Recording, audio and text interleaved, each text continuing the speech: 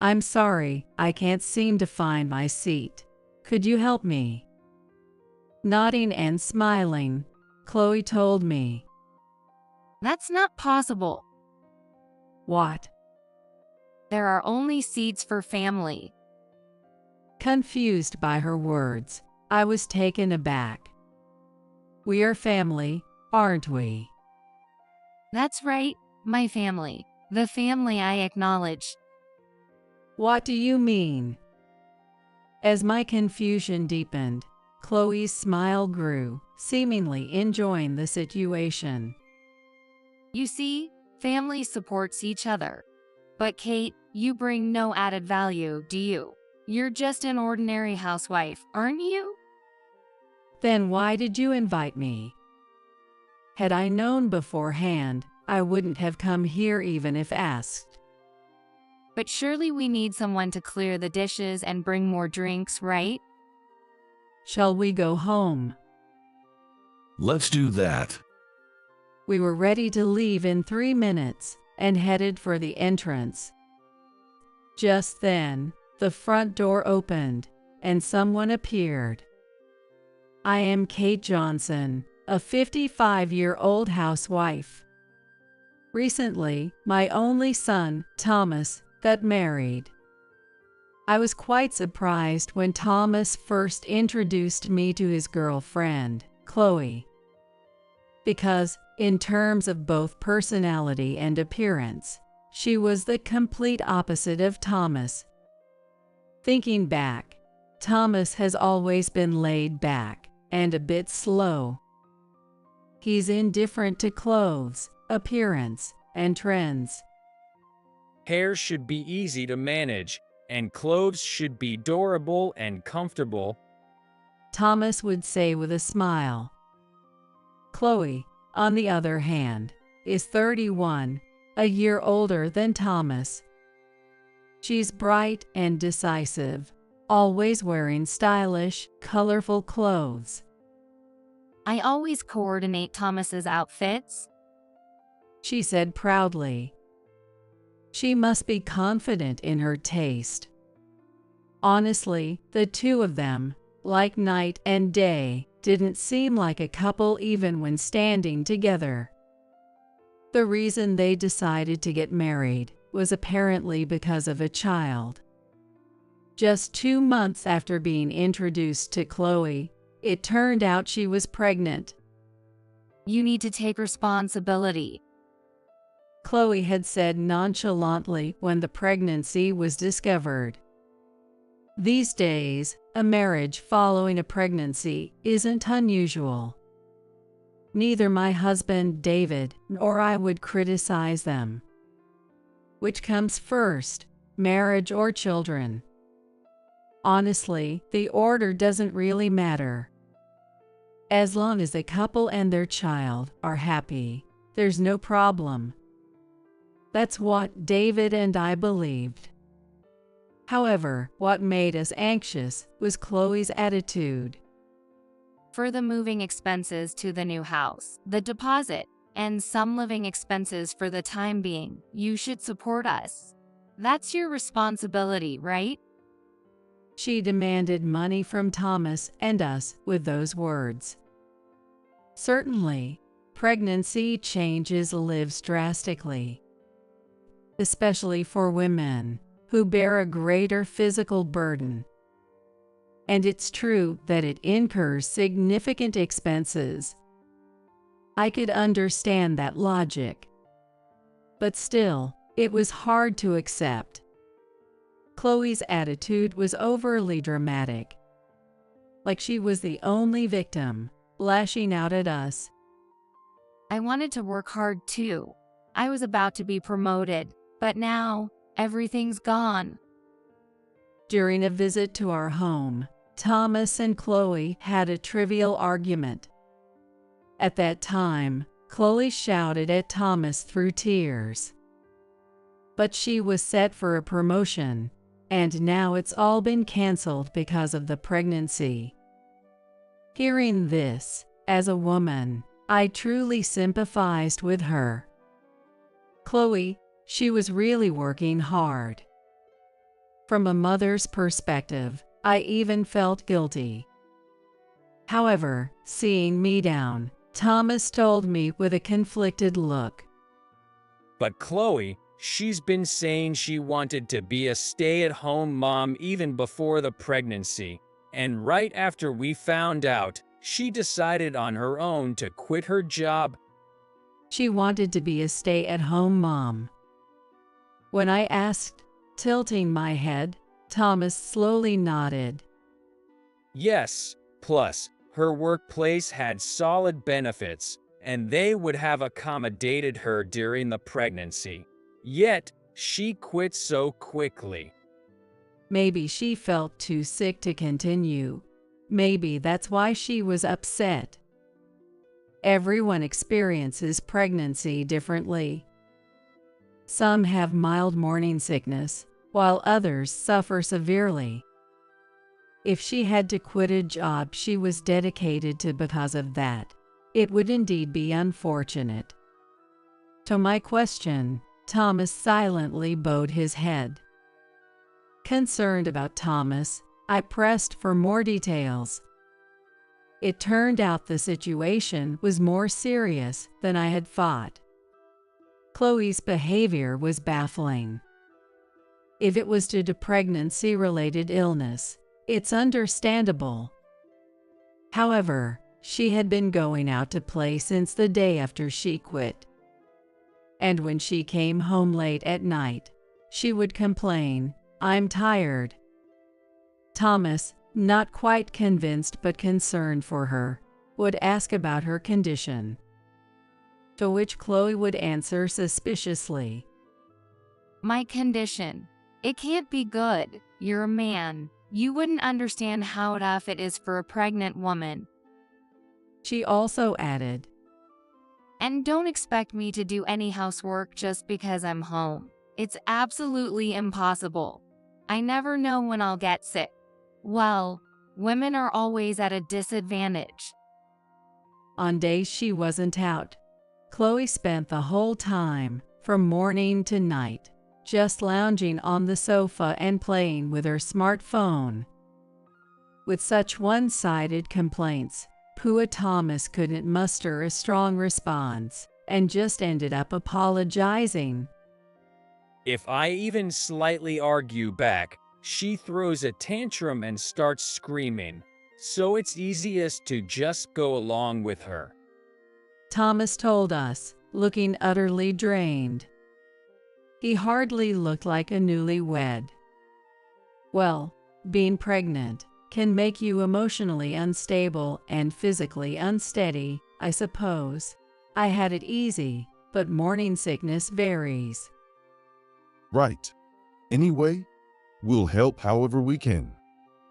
All David and I could do was try to encourage an utterly exhausted Thomas. And so we fulfilled Chloe's wishes by covering the costs for the new home and related expenses. It might seem overly indulgent, but we hoped it might ease Chloe's mind a bit and soften her treatment of Thomas. But Chloe wasn't satisfied with just that. Perhaps having had a taste of it once, she developed a liking for it.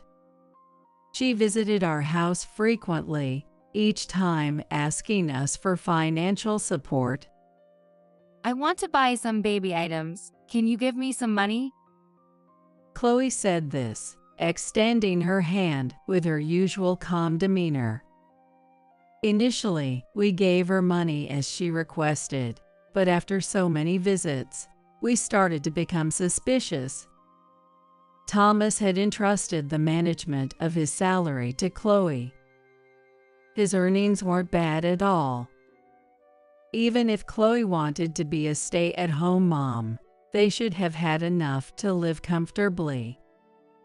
Yet, why did she keep coming to us so often? Each time, she had plausible reasons like baby needs or medical expenses. But were we just being used by Chloe? That question crossed our minds. Moreover, lately, even when we helped, Chloe stopped even bothering to say thank you. Enough is enough. Next time she asks, we'll refuse. That sounds right. It was when David and I had discussed and decided on it. Incredibly, he had an accident. He survived, but was left with some paralysis and had to quit his job. Fortunately, we had some savings and some income from real estate. It was enough for David and me to live on. Let's just think of it as an early retirement and take it easy. Yes, that's right. David started rehabilitation, and we spent our days relaxing, just the two of us. After some time, we realized something. Since David retired, Chloe stopped coming to our house altogether. Maybe she thought we no longer had money because of his retirement. Or perhaps she feared being asked to help with caregiving. Chloe's blatant behavior left us with mixed feelings. But either way, it was convenient for us. It would be perfect if we could continue to maintain a good distance. If we had continued as Chloe wanted, we might have ended up bankrupt. That thought was relieving. Later, only Thomas kept visiting us regularly, and during those visits, he updated us about Chloe. A few months later, Thomas informed us that Chloe had safely given birth to a healthy baby boy. The baby's name is Jack. Chloe was admitted to a hospital just a few minutes' drive from our house. Filled with relief and joy, David and I were delighted. That's wonderful. I can't wait to see our grandson. I'd go right now if I could. Yes, but Chloe must be tired from giving birth, so we should ask first. Holding back our excitement, I contacted Chloe. Congratulations on your delivery. You really did great. Also, David and I would like to visit you in the hospital. When would be a good time for you? I sent the message and waited for her reply. But no matter how long I waited, there was no response from Chloe. After 1 day, 2 days, and 3 days of waiting, I couldn't wait any longer, so I called Thomas. Over the phone, Thomas hesitated and struggled to speak. Chloe said, well, she doesn't want to meet anyone other than her own family. What do you mean?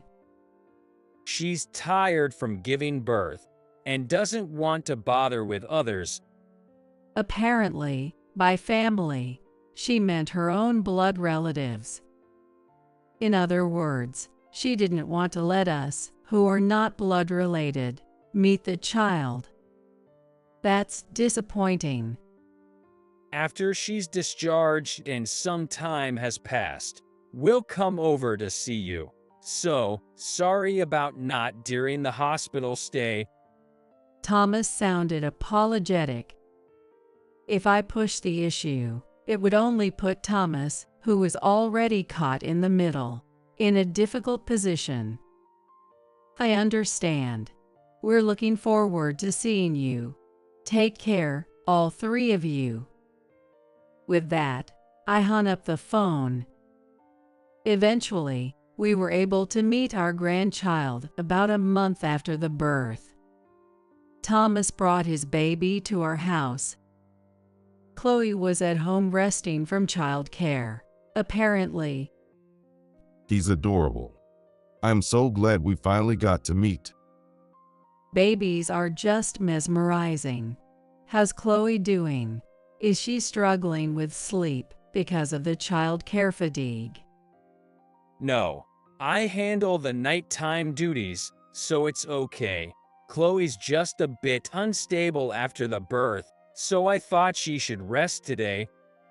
It seemed Thomas was in charge of feeding and soothing the baby at night. Despite having to work, My son was managing everything well. Must be tough. Are you okay? I've gotten used to it, but cutting back on sleep is hard.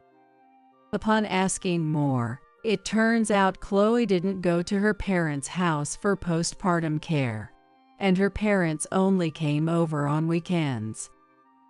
So after returning from work, Thomas would take care of the accumulated housework and let Chloe rest at night by taking over the child care.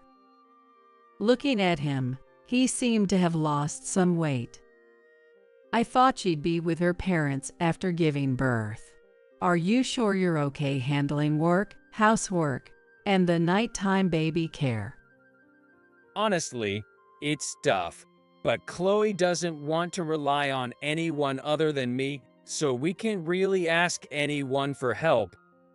I wanted to go to his house and help out at least with the housework, but that's probably something Chloe would dislike. Just make sure you don't overdo it, and please let us know if it ever gets too much. Yay, thanks. That's why I'm sorry we can't let you see Jack more often.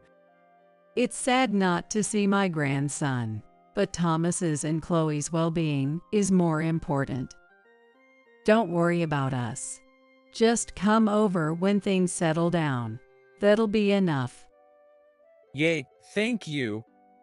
We kept in touch with Thomas, but it seemed he was busy, and we rarely got to meet. Their house was just a 30-minute drive from ours. We could help any time if they asked, but if Chloe was against it, we couldn't ignore her feelings. And before we knew it, 3 months postpartum were about to pass.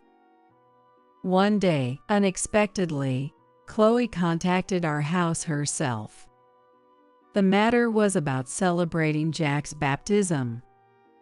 Jack is the first grandchild for both families, and my parents want to celebrate in a big way, so we'd love for all your relatives to come too.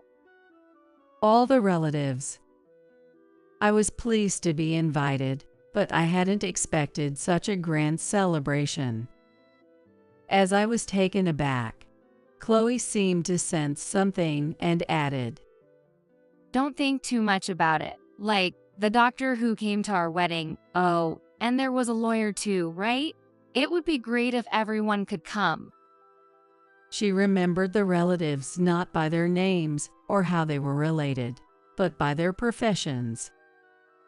All right, I'll reach out to them. Thank you. We'll host the celebration, so please let me know the attendees' schedule as soon as you can. I wasn't too keen, but if they were inviting their relatives, it would be rude not to do the same. I'd extend the invitation, and if they couldn't make it, then that couldn't be helped. I checked the wedding guest list and contacted the relatives. To Jack's baptism. Several relatives agreed to come to Jack's celebration. Then the day of the celebration arrived. After Jack's baptism at the church, we went to Thomas' house. None of Chloe's relatives had arrived yet, but the food and seating were already prepared. Thomas was not there. He had apparently gone out to buy some drinks that were needed. The table was laden with lavish dishes, and there were handmade place cards with names written neatly on them. In total, about 20 people from both families were expected today. It was a significant number. Tables were placed in the living and dining areas to fit everyone. Please, everyone, take a seat at the place card with your name on it. Prompted by Chloe, everyone slowly moved to their respective seats. Amidst this, David and I were confused. Did you find it? No, it's not here. David's place card was found quickly, but despite searching, my place card was nowhere to be found. Naturally, I expected it to be next to David's, but it wasn't. Perplexed, I decided to call over Chloe and ask, Chloe, could I have a moment? Yes. I can't seem to find my seat. Sorry, could you help me? Chloe nodded and then, with a cheerful smile, blurted out to me, That's not possible. What? There are only seats for my family. I froze, not understanding what she was saying. Family, what? That's right. Only my family. The family I acknowledge. Chloe was speaking matter-of-factly, but I couldn't make heads or tails of it. Was she talking about blood relations like before? But then, it wouldn't make sense for there to be seats for relatives. It seems only I was without a seat here. What do you mean? As my confusion deepened, Chloe seemed to relish it, her lips curling up slightly. You see, family members support each other, right? I mean, there should be a mutual benefit. Chloe then pulled out a guest list for today's event. It appeared to be handmade. She continued, For instance, having a doctor means having someone to rely on in an emergency. Lawyers are the same. It's reassuring to have such people in the family. It was by chance, but indeed, those gathered today were predominantly highly educated relatives. In your case, Kate, what added value do you bring? You're just an ordinary housewife, aren't you? Chloe sneered condescendingly, causing a surge of irritation within me. I see. So Chloe had prepared seats only for those she deemed beneficial to herself. Then why did you invite me? I asked, my voice trembling. Had I known beforehand, I wouldn't have come if asked. Well, we need someone to clear the dishes and bring additional drinks, right? In short, I was called in as a housemaid. How dare she mock me? Stunned by her audacity, I stood there when David, trembling next to me, asked Chloe, What about me then? I'm retired, unemployed. I bring no benefits either. Chloe waved her hands dismissively. But David, you're wealthy, right? You have real estate income, and raising children costs money, which helps us. Chloe's straightforward, unapologetic response sent a chill down my spine. The other relatives, who had been quietly listening, began to stand up and look at me. David took my hand, our eyes met, and he nodded slowly. Let's go. We can't stay silent after being told such things. The other relatives seemed to agree with David, nodding their heads. I sighed deeply and said, Shall we go home? Let's do that. All the relatives began to prepare for their return home. What? Wait, what are you doing? I don't understand. Chloe sputtered, clearly flustered as everyone prepared to leave. We were ready to leave in 3 minutes and headed for the entrance. Wait a minute. Chloe cried out, and suddenly, the front door swung open. Thomas had just come back. What's going on here? He asked, eyes wide in surprise. As I hesitated on how to explain, David glared at Chloe and told Thomas, Your wife has insulted Kate terribly. We feel so awful that we're leaving now. What? Thomas was shocked. Then, he blurted out something even more shocking. Wait, she's about to not be my wife anymore. As everyone stood there dumbfounded, Chloe was the only one who raised her voice in alarm. What are you talking about? What does that mean? Thomas then thrust 2 pieces of paper at Chloe. From today on, you and I are strangers. Let's get divorced. Do you even know what you're saying? Chloe screamed hysterically, snatching the papers from Thomas. She stared at them intensely, and her face quickly paled. Thomas, what is this? You can see, right? One is the divorce papers. The other is the DNA test result for Jack. Why did you get a DNA test? As Chloe trembled, the test results slipped from her hands. I quickly picked them up. No, don't look at that. From the current conversation between the couple, I had suspected, but the written result was unbelievable. Mismatch. Jack isn't Thomas's child. Bingo. I've been desperately raising a child that Chloe had with another man I don't know. Thomas was looking straight at Chloe. Chloe, trying to avoid his gaze, looked down and did not meet his eyes. What are you talking about? Jack is Thomas's child. Then is this DNA result a lie? Shall we test again? I'm willing to do it as many times as it takes. The result won't change though. Chloe fell silent, then began to bite her nails fiercely. She then glared at Thomas. So what? Does it really matter if we're blood related? It doesn't matter at all if you don't test. Chloe retorted, her face turning red. Are you being defiant now? Muttered one of the relatives. Shut up. Chloe shouted back. If it had been an adoption from the start, it'd be a different story. But this time, I was just deceived by you. I was deceived and unknowingly raising someone else's child. Don't joke that you don't care. Thomas yelled, and both David and I were stunned. Chloe seemed shocked as well. Don't say I'm cheating on you.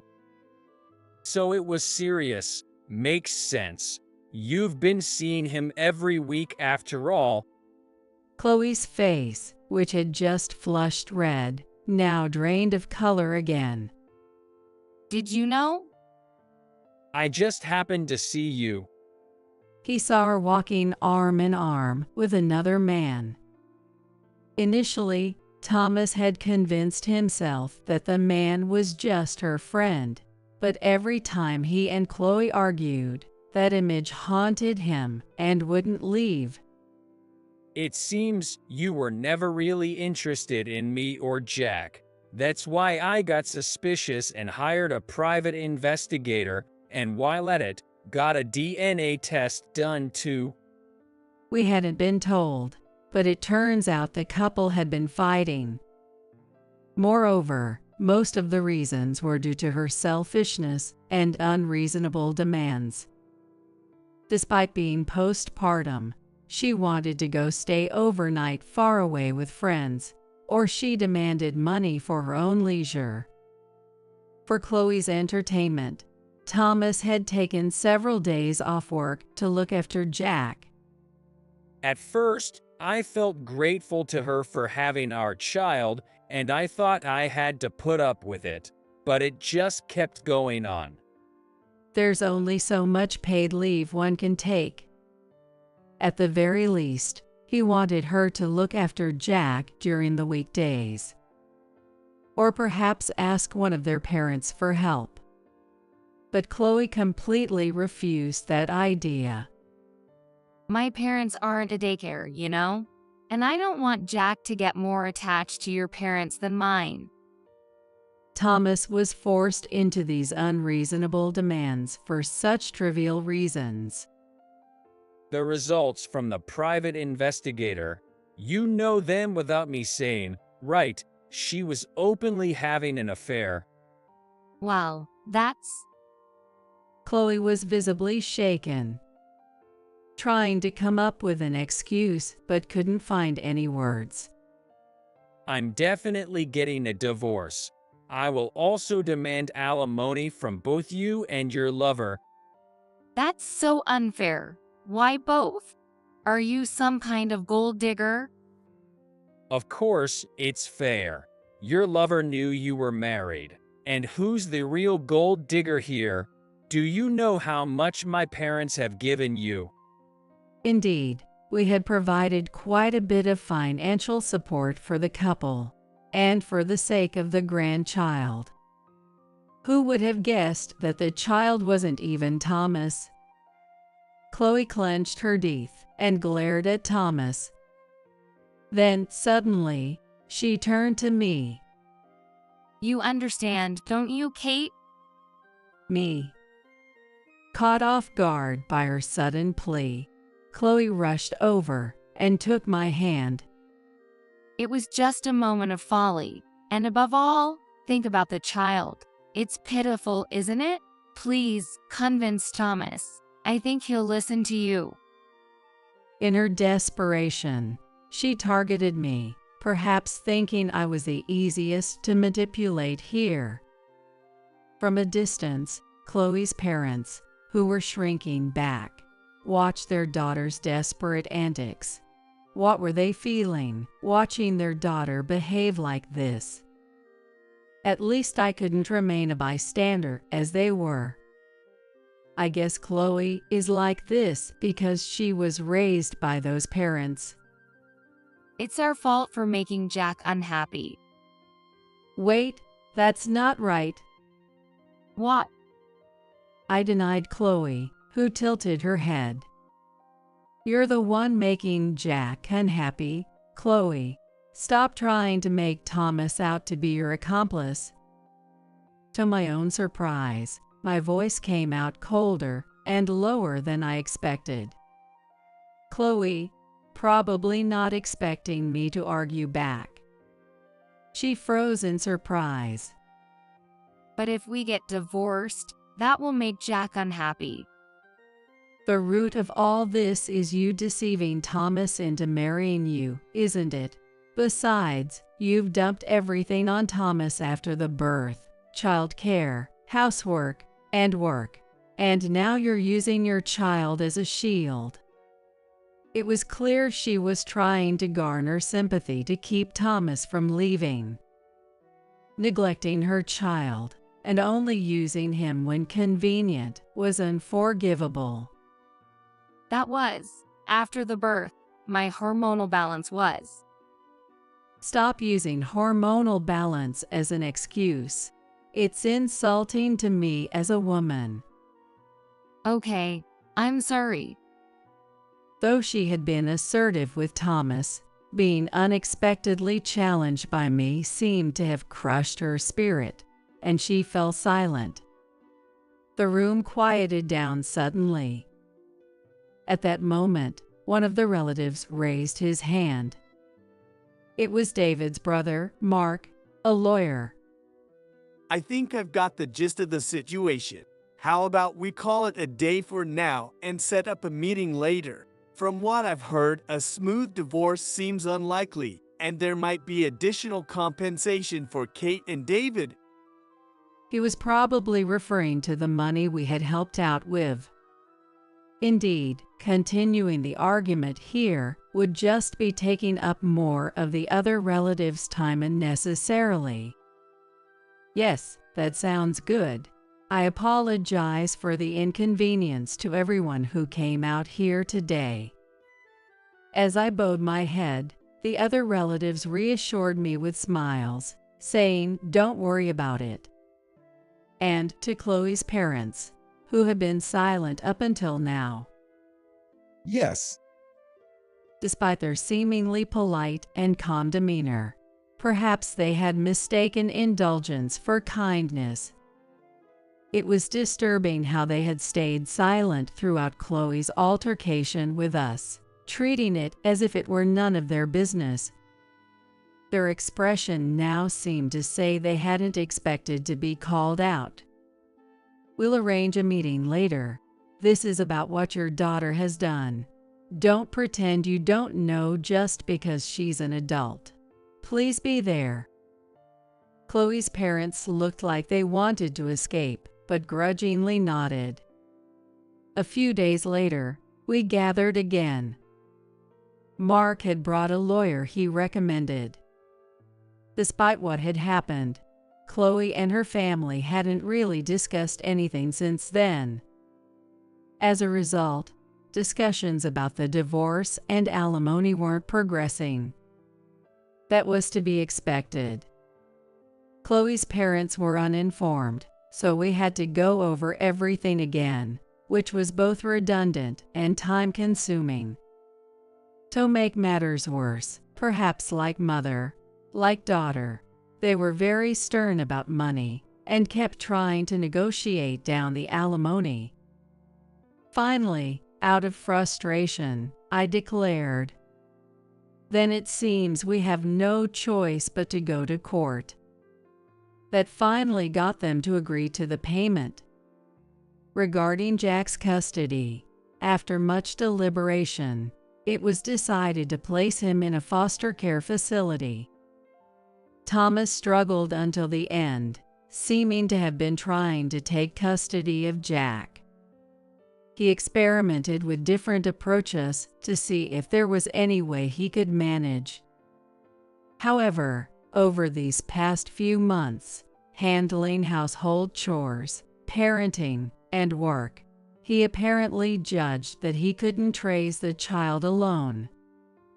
If I ever become too busy and get neurotic, I might start thinking, why am I doing this for someone who isn't even my own blood? He shared with us last night, his eyes red from crying. After the discussion ended, David finally looked at Chloe. There's something I need to say. It was about me. You said that Kate, being a stay-at-home mom, seemed worthless. But that's absolutely not true. It's because of Kate that I can dedicate myself to my work. And when it comes down to it, she's the most reliable one. Well, you must have realized that by now. Yes, I'm sorry. Chloe only said that much and apologized. After that, Chloe seemed remorseful at first, but she quickly forgot about it. She stopped making payments on the installment plan for the alimony. She probably thought she could get away with not paying, but there's no way that would be allowed. We had a lawyer step in to press the issue. We contacted Chloe's parents and changed the payments from installments to a lump sum. I'll pay next time. I can possibly pay all at once. Chloe apparently begged on them, but she couldn't be trusted. As a result, her parents had to sell their house. One of the reasons was for alimony, but the fact that Chloe and her lover had a loud fight in front of her parents' house, and the reason for her divorce became known around the neighborhood, was the final straw. Now they live in a small, old apartment, just the three of them. They look like refined and calm parents, but their fights were loud enough to be heard outside. By the way, the lover was also reluctant to pay the alimony, but seeing Chloe's parents selling their house and moving, he decided it was better to settle up quickly rather than dragging out the payments. The determination of our lawyer and seeing Chloe cornered made him reconsider prolonging the payments. I don't know what happened to Jack, but according to the folks at the foster care facility, he's still baby, and there's a high chance he'll find a foster family. I just hope he finds happiness. Thomas is still as calm as ever. Recently, he got a promotion at his work and is more motivated than ever. One change since that incident is that our relatives, feeling sympathetic, have been bringing him marriage proposals. They all mean well, but Thomas isn't interested in getting married anytime soon. I want to be capable and financially stable enough to support a child on my own. Thomas continues to strive for improvement every day. David and I go on trips regularly and enjoy our retirement leisurely. He still has some paralysis, but it's getting better thanks to rehabilitation. I've never really had any complaints about him, but what he said at that time made me really happy. I truly felt fortunate to have married him. If Thomas ever gets married again, I hope he and his partner support each other like us. I can't say this to him directly because it would just sound like doting, but I wish it in my heart.